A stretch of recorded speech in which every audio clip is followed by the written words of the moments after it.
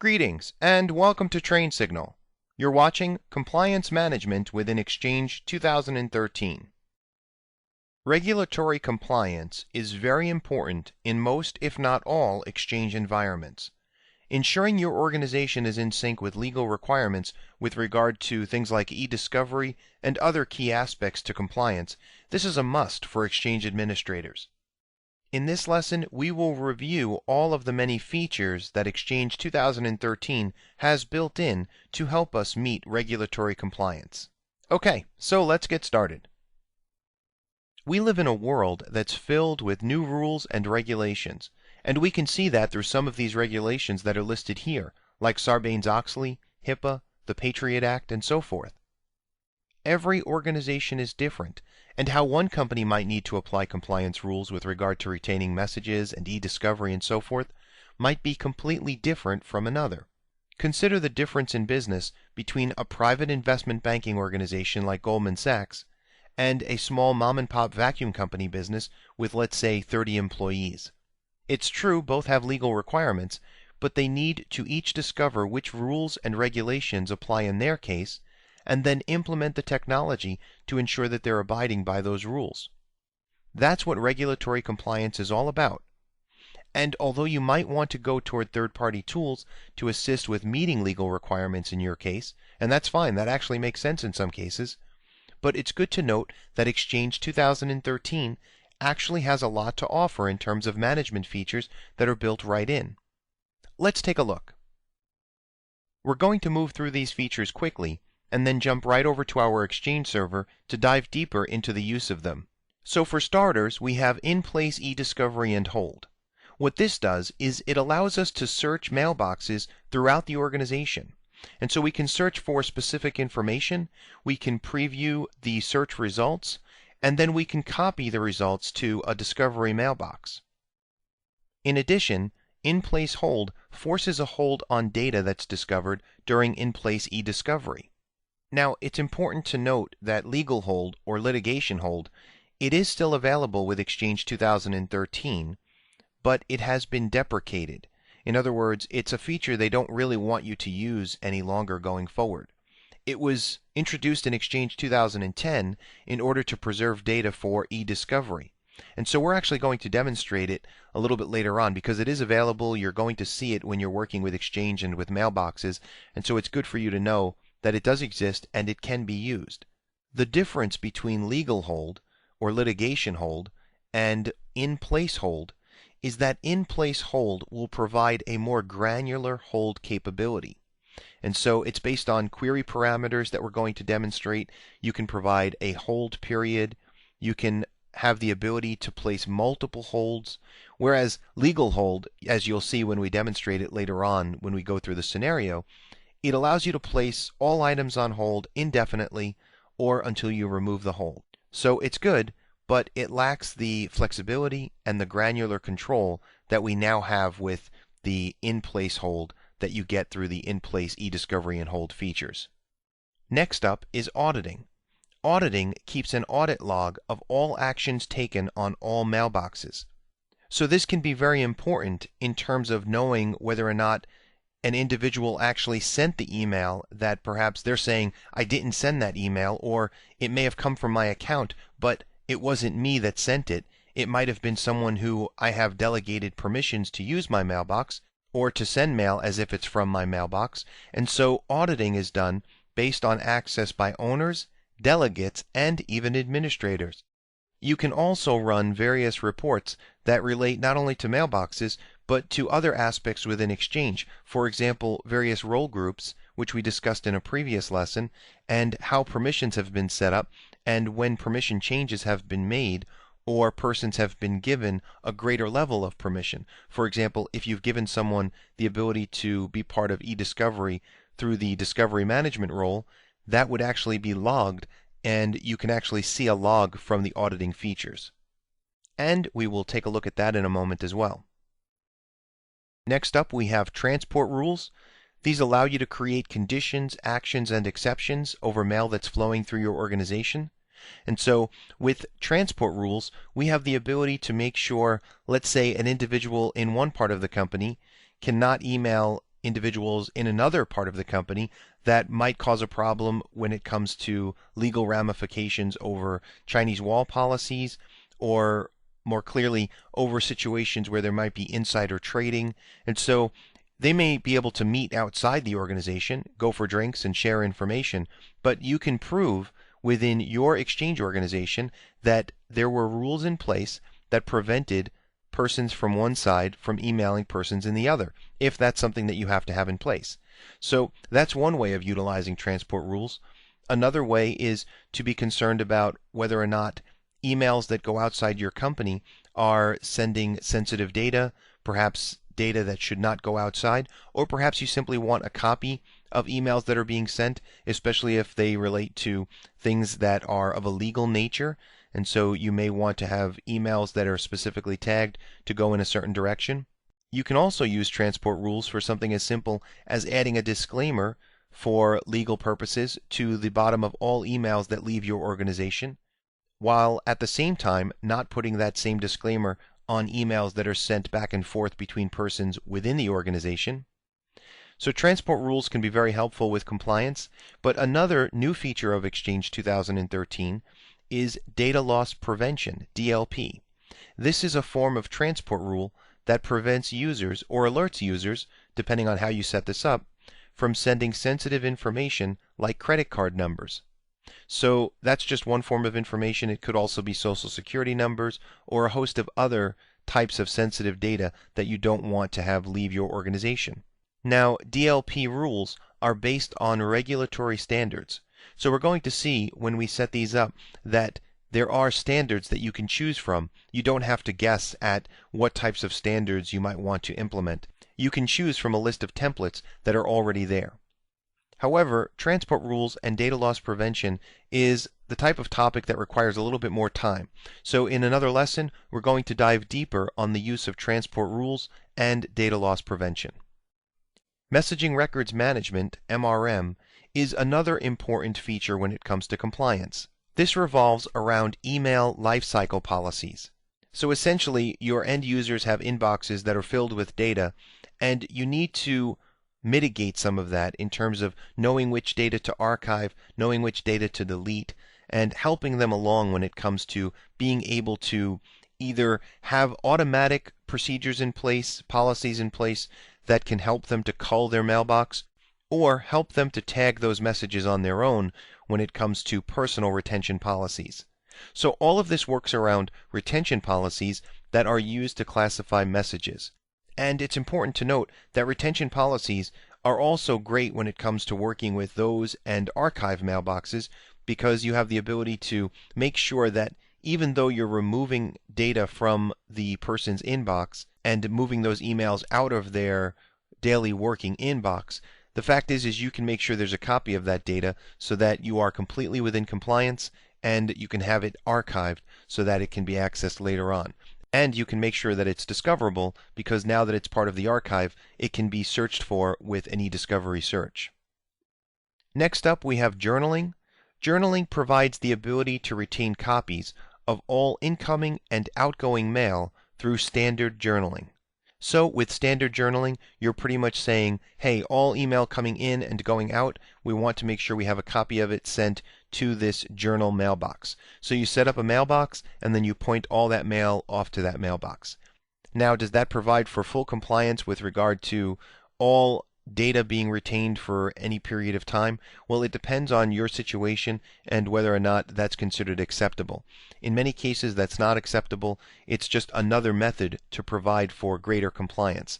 But you would still need some kind of archiving feature in order to make sure that, based upon individual mailboxes, all email is archived for however many years necessary in order to meet compliance for your organization. Now, there is a more granular level of journaling that can be provided through premium journaling, and so this is set up on the Exchange server the same as you would set up standard journaling.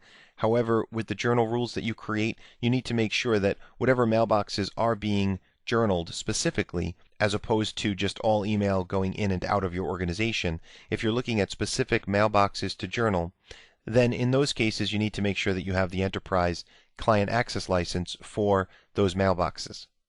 Next up is information rights management. This works in harmony with Active Directory rights management services to protect messages and attachments. And so you can do a lot of fun things with information rights management. You can say that you don't want an email that you've sent to a person to be forwarded to someone else. You can say that you don't want the attachment to be forwarded. You can prevent messages from being printed or attachments from being printed. So you can establish quite a bit within the settings. However, the arm of control with information rights management is not all extending. In other words, there are ways around the various settings that you provide. You can find ways to copy messages and print them and so forth. So it's more of a deterrent than a full-fledged protection element. It will deter individuals from doing the things that you don't want them to do. But people are creative. They find ways around the rules when they want to. And last but not least, we have in-place archiving, which we talked about a moment ago when it comes to retention policies. But by having archiving and an archive mailbox, this eliminates the proliferation of PST files. And why is that important with regard to compliance? Well, PST files, they can be searched, but they make it much more difficult in terms of searching for data for e-discovery. And so when there is a lawsuit of sorts and you have to now go out there and find emails, you have to go searching through PST files, you have to go searching all over the organization to ensure that you're providing to the judicial representatives all of the data that you have at your disposal. So PST files makes that much more difficult, if not impossible. However, for many years, users would use PST files because their quotas were too small. And so they would remove data from their inbox because they had no room. Or they would just delete. That's what they do. They just delete it. But some of that data might be necessary. So the good news is disk is cheap. You can make sure you have either plenty of space for your mailboxes, or you can make sure that they have an archive mailbox, and then either through their own efforts or through retention policies, you can make sure that all of the data that is necessary to be retained is retained and is searchable through e-discovery search. So this is all part of making sure your organization is in compliance. Okay, we've taken a long time actually to define each of these different features. Let's jump over to the Exchange server at this point, and let's take a look at how we would implement some of these features through the Exchange Admin Center. Alright, so here we are on our Windows Server 2012. We're already logged into the Exchange Admin Center, and we need to go to the Compliance Management feature, and from there you can see most of the features we were just talking about. Here you can see in-place e-discovery and hold, auditing, data loss prevention, retention policies, retention tags, and journal rules. And then if we wanted to look at transport rules, we would go to mail flow, and here we have rules. We'll talk about this in a future lesson. When it comes to archive mailboxes, or when it comes to putting a mailbox on legal hold, we can see from recipients that we have the in-place archive feature, the in-place hold.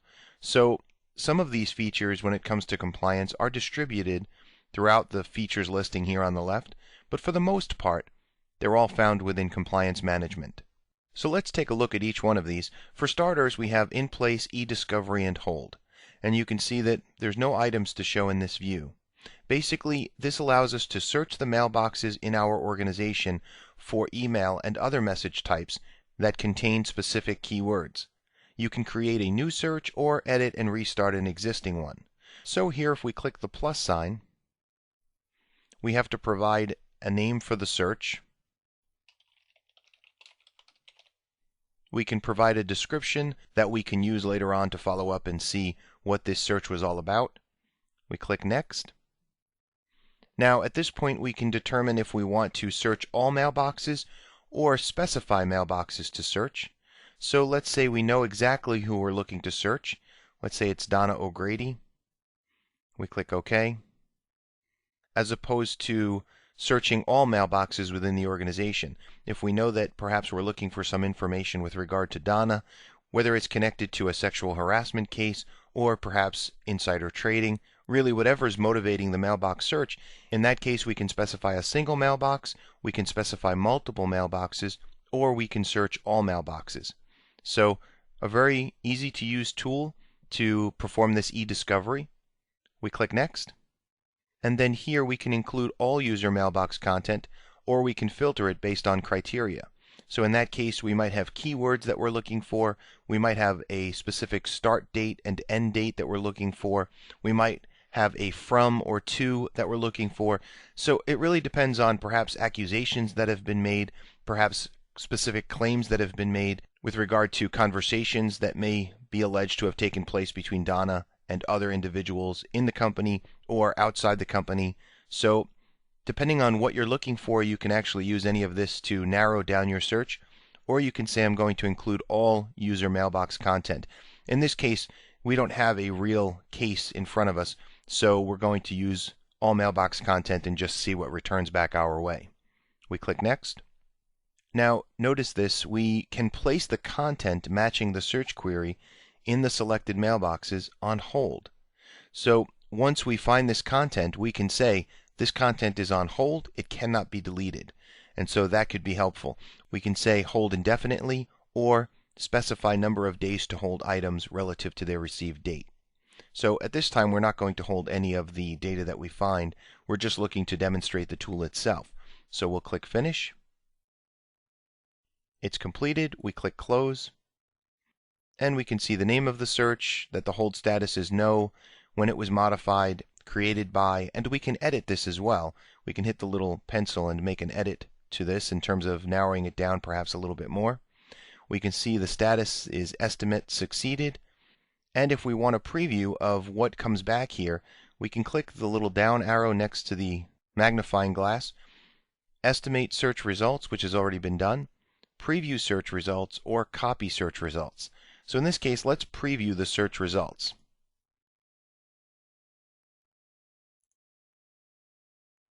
Okay, so here we see the results of our search. Not much to show here. Donna's not a real person. This is a fictitious account. So we look here and we see an item count of 24. And we can scroll down and see that there were some tests made by Donna. And we can click to any one of these and we can see the messages that were sent. So you can see how a search of this sort, it's really not that difficult in order to set it up through the in-place eDiscovery and hold feature here. And this is how we would pretty much use it to perform mailbox searches. And then from this point, we can save the search, use it again later on. We don't have to delete it out of here, or we can delete it if we feel like we're not going to use it again. And we can run it again. We can place items on legal hold if we feel it's necessary. And so that's pretty much this feature, the eDiscovery and hold feature for compliance management.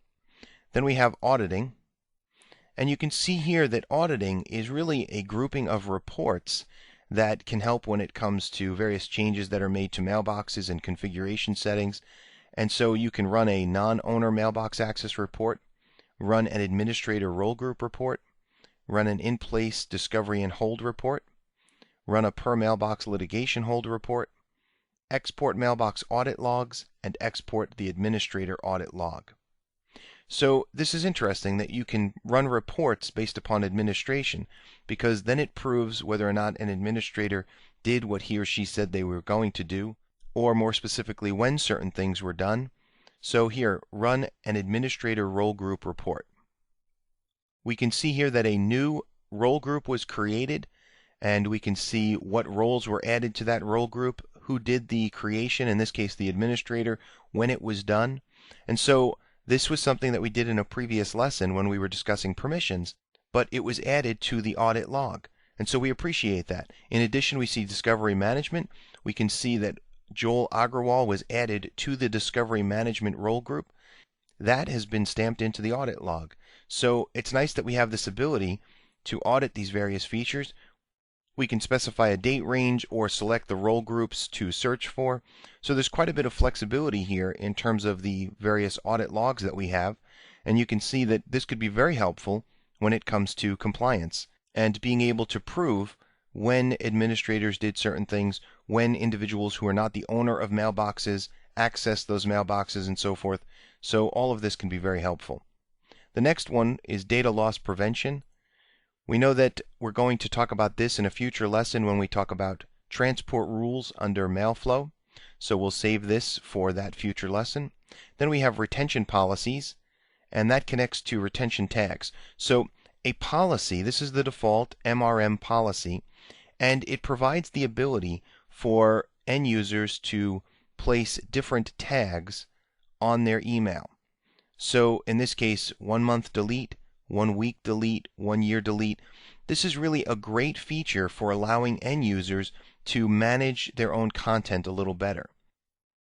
Now, this could be the type of policy that allows for personal choices in terms of being able to delete or move items from your inbox to other locations, or it could be the kind of thing where it's something that happens automatically. It really depends on the retention tags that are applied in the policy. Now, an end user can only have one policy applied to them at a time. So if we look at recipients and we just look at one of these end users and we go to mailbox features, here you can see no retention policy has been applied. But if we select the down arrow, we can provide that default MRM policy to this end user. Well, what's that going to do for them? Well, if we look back at the policy itself, it gives them all of these different options within these tags. And we can edit the policy by clicking the little pencil, and you can see most of these are personal policy types, so that it's really up to the end user if they want to apply the policy tag or not. So you say, okay, great. Where do these tags come from? Well, they're actually under retention tags. And you can see these are the retention tags that are applied with that policy. Now, we can create additional ones. You hit the little plus sign, and you can make it where it's applied automatically, applied to a specific folder, applied by users to items and folders. So you can create different types of retention tags. Default ones, specific folder ones, and then personal ones. And so depending on what you decide, in this case we chose personal, then you can make the retention tag be something along the lines of delete and allow recovery, permanently delete, or move to archive. So it's really meant to help mitigate expanding mailboxes that perhaps don't need to be expanding. Let's say you have unified messaging and you have voicemails coming into an individual's mailbox. Well, you may not want to retain those forever. So you can move them to archive, you can just delete them. There's a lot that you can do based upon the file type and based upon the different tags that you set. And last but not least, we have journal rules. And here we can click the little plus sign to create a journal rule, and we can say if the message is sent to or received from a specific user or group, or we can apply it to all messages. We can journal all messages, internal messages only, external messages only. And here's where we supply the name of the mailbox that we're going to send journal reports to.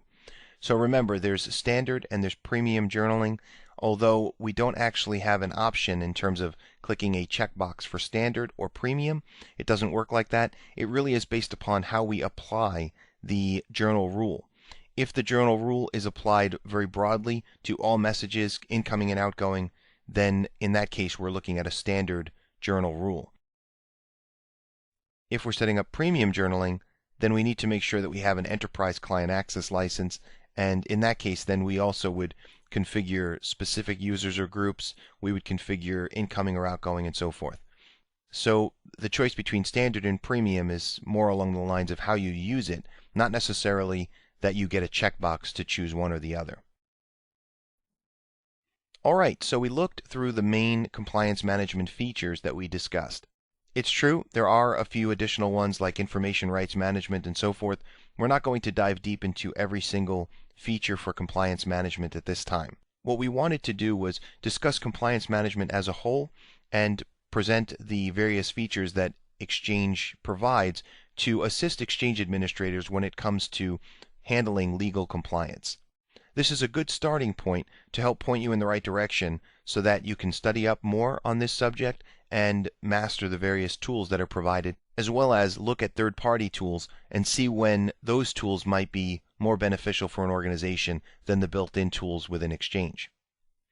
Let's jump back over to our slides and let's take a look at our scenario again and look at the tasks that have been assigned with regard to compliance management for the Spytech Prime organization. Returning to our scenario, we have the following tasks that have been assigned to us with regard to our Spytech Prime organization. So for starters, we're going to enable the default retention policy and an in-place archive over Tim Berry. And then we're going to establish a standard journaling rule for all email going in and out of the organization. And we're going to have mail sent to the journal@spytechprime.com mailbox. So we'll have to create that mailbox and then send all mail to it. And then we'll place Wendy Lindsay's mailbox on litigation hold, also known as legal hold. All right, so let's get to work. All right, so for starters, we're going to enable the default retention policy, the one that we already have created here under retention policies. We're going to enable this for Tim Berry. And we're also going to establish an in-place archive over Tim Berry. So in order to do this, we actually don't do it through the compliance management feature at all. We go to recipients, and here we're going to scroll down and find Tim's account. There he is. We go to mailbox features, and from here we're going to choose the retention policy, the default MRM policy. We're also going to scroll down. And notice under archiving, that's been disabled for him, we're going to click enable. It asks us where we want to archive the old email. And so at this point, if you have a separate database that's set up in this case, then you can choose that. We're going to choose the same database just for the sake of ease of use here. We click OK.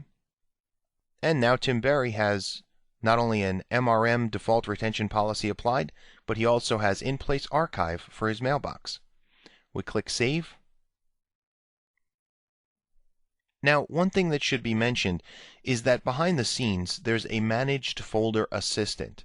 And what this does is it runs on the mailbox servers to process mailbox that have a retention policy applied. So the way this works, they're always running. They don't need to be scheduled. So they process mailboxes based upon a work cycle. And at times they reach a specified interval known as the work cycle checkpoint. And so what it does is it refreshes the list of mailboxes that it has to process, and it goes forward and it processes the mailboxes that have retention policies applied. Well, being that we just applied this retention policy to Tim Berry, if he were to log into his account right now at this very moment, he might not see the changes made. He might not be able to apply policies to his emails. So in order to speed things up, we're actually going to manually trigger the assistant to process a specified mailbox, in this case Tim Berry's mailbox. And so we're going to use the Start-Managed Folder Assistant commandlet in order to push this forward, just to demonstrate the fact that this works, and Tim Berry now has not only an archive mailbox, but also the ability to apply those retention policy tags. So to do that, let's open up the Exchange Management shell.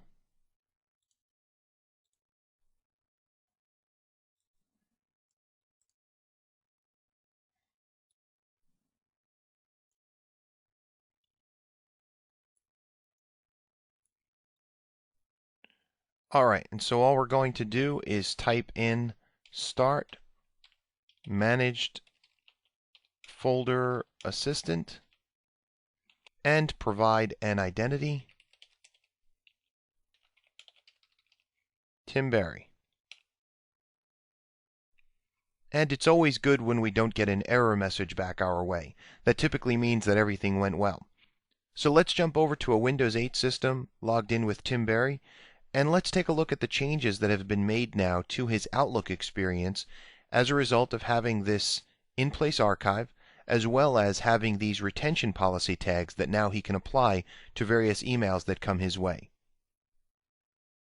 All right, so here we are logged in as Tim Berry on a Windows 8 system. If we go over to his desktop, we see we have Outlook 2013 already opened. And you can see he has two emails from the administrator. One is important, and it says please save. The other is fun email, please delete in a week or so. So this just provides the opportunity to demonstrate the retention tags. So if we look here, we don't see anything else that's different, but if we click all folders, you can see that in addition to the folders that Tim typically has with an inbox, now Tim has an online archive. There's nothing in it at this point, but this is that in-place archive that we've provided for Tim's mailbox. And so we can move items over to this manually, or we can use our retention policies to do that as well. So if we look here, this is the fun email. It says please delete in a week. If we right-click the email itself, this is a new setting that other individuals in the organization do not have, the assign policy setting. And that's because they don't have those policies applied to them. Now you can go through and assign the default policy, or you can create additional policies that have the retention tags that you need. This is using the default policy and the default tags. So if we look at this, we recall that this said please delete in a week or so. So we can choose 1 week delete to apply to this email. This item will expire in 6 days. So we can apply a different policy there, or we can keep it for a week and then it will automatically cull itself from our inbox. Now that's different from the important email where it says please save. In this case, what we're going to do is we're going to assign it to an archive so that we can save it for as long as we'd like. Keeping in mind that these are all deletion policies, so we wouldn't be saving this, we can say let's archive this for 5 years. So at this point we can say we've completed this task. Tim Berry has an archive for his mailbox, and retention policies have been applied through the default MRM policy. Let's jump back over to our Exchange server and let's complete the second task, which is establishing a standard journaling rule for all email going in and out of the organization. Alright, so for starters, we have created the journal mailbox already. We're going to use this mailbox with the standard journal rule that we're going to create, and so all email will go to this standard journal mailbox. And so all incoming and outgoing email will be retained in this journal mailbox as well. The copy of it will be sent to this journal mailbox. Now, this does not necessarily provide all of the features necessary to be in compliance with retaining email that goes in and out of your organization. It's one tool and it's one option, but it's one that you need to consider, because what this means is that every email that gets sent and every email that's received is going to be retained in this mailbox. So you may want to put it on its own database, on its own set of disks, so that it does not conflict with the storage that you have for the rest of your organization. Just something to think about there. Now if we go over to Compliance Management, to Journal Rules, we'll click the plus sign and we'll give it a name.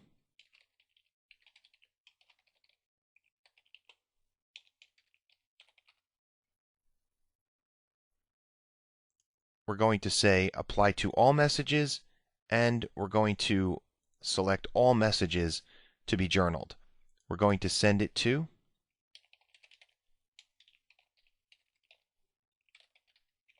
journal@spytechprime.com and click Save. It says, do you want this rule to apply to all future messages? Yes. Okay, and so that's pretty much it. We now have a journal rule for our organization that says all emails going in and out of the organization will be retained in the journal mailbox. Now the last thing we need to do is we need to place a user's mailbox on legal hold. If we go over to Recipients, we're looking for Wendy Lindsay's mailbox. We scroll down. There's Wendy. And we see the user is not under hold currently, and we cannot do that through the links here on the right. With other things, we have action links, but not in this case. So we have to literally look into the properties of Wendy's account, go to Mailbox Features, scroll down, and here, Litigation Hold, we click Enable. And note, it says when a user's mailbox is put on litigation hold, the user can delete items from their mailbox, but the items are retained by Microsoft Exchange. So a person may think, I'm going to clear this up, I'm going to delete emails that may incriminate me or may put me in a bad light in this situation, and so I'm just going to get rid of them. Well, once that mailbox is on legal hold, those emails are not going anywhere. They may think that they've deleted them, but they're still there and they're still discoverable. So you can actually put a note in here as well for Outlook 2010 users or later that will let them know that their mailbox is on legal hold. And you can provide a URL as well. This can direct the user to a website for more information about litigation hold. This way they can get more information about why their mailbox is on legal hold and what this means in their case So here's an example. You'd have to create the website and then provide it here as a URL. This is really a kindness for your end users so that they're not confused as to what's happening. So in this case, we're not going to provide a note or a URL. We'll just click Save and then Save. And here we see that warning message that it is a deprecated feature, and although your litigation hold settings will continue to work as before, we recommend that you use in-place hold to place mailboxes on hold. We click OK, and then OK. So it may take a little time for that hold to take effect. So this is the deprecated feature. We recall that we have the compliance management in-place e-discovery and hold, and so we can actually place a mailbox setting on hold through here. In this case, we're looking at Donna's account because we recall the search query, the mailbox is for her account. Here's the search query, and if we want, we can place content matching the query on hold. So it's quite a bit to take in all at once, the various compliance management features. This is really a field in and of itself, and you can spend quite a bit more time looking into the various rules and regulations and ways that you can utilize the built-in tools, as well as look at third-party tools to assist you in ensuring compliance management for your existing organization, or if you're a consultant, for a variety of different organizations that you might be working with to provide compliance management in each circumstance. Remember, every organization is different, and the rules that apply to those organizations are different as well. So for some, this is what they specialize in, providing compliance management using either the built-in tools when appropriate or a third-party tool. So we hope you found this informative. Thanks for watching, and we'll see you in the next lesson.